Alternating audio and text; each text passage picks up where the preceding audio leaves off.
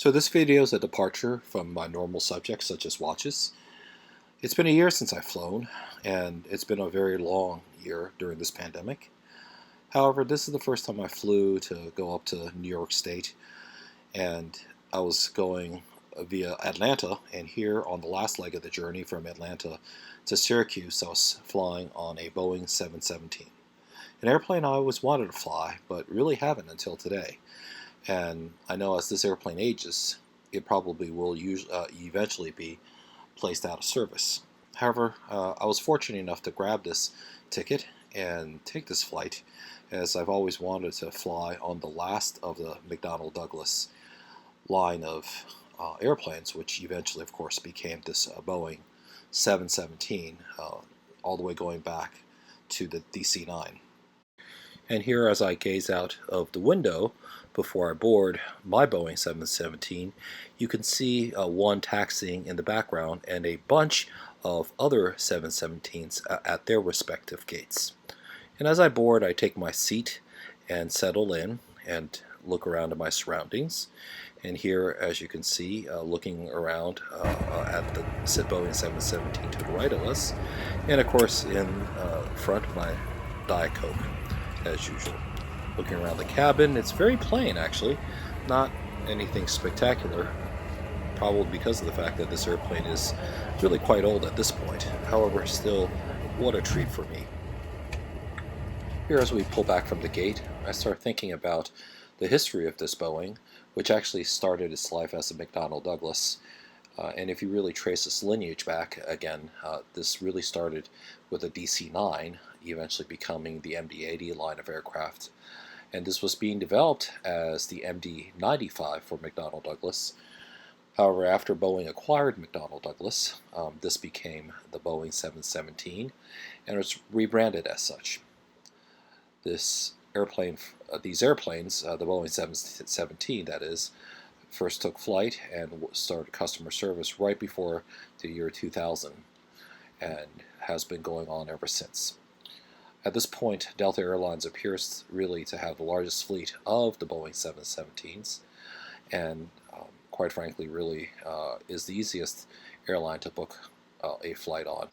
Here, as we begin to start taxiing back, I'll turn the sound back on, so to speak, of the airplane. There was a lot of announcements, so I kind of muted it to be able to narrate over it.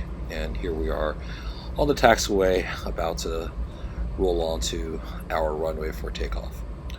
I'll go silent for a little bit in order to allow the sounds of the airplane be heard as we take off from Atlanta International Airport here.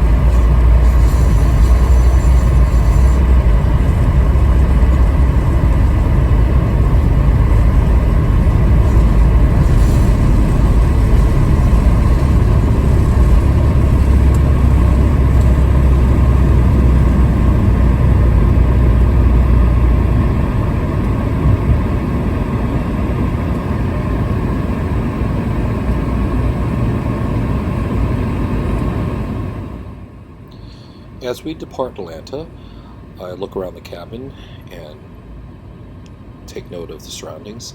The cabin is very modern, however, it does lack a lot of the amenities such as video screens. We did have Wi-Fi and onboard entertainment, and of course, the seats in first class were very nice and comfortable, 2x2 across. In economy, it was 3x2 across. Since this was an early evening flight, we soon flew into the clouds, and as the sun set, it became increasingly darker and darker. The service on the Delta first class was nice, but it's the new normal of the pandemic, and it was relatively limited compared to what it was prior to the start of the pandemic. And here we are in upstate New York, fast forwarding a little bit, and absolutely beautiful night and the lights. I've always liked this part of the flight. On a very clear night, I remember many times, for example, flying to LAX, very similar, just absolutely gorgeous looking at the night sky and enjoying the ride all the way in as we descend from cruising altitude to final approach to Syracuse International Airport. And here, as we start approaching, I will go back to being silent and not narrate and allow for the scenery to basically speak for itself. Thank you for watching this video and coming by. I should be going back to watch this again and the such. Anyways, I hope you stay safe.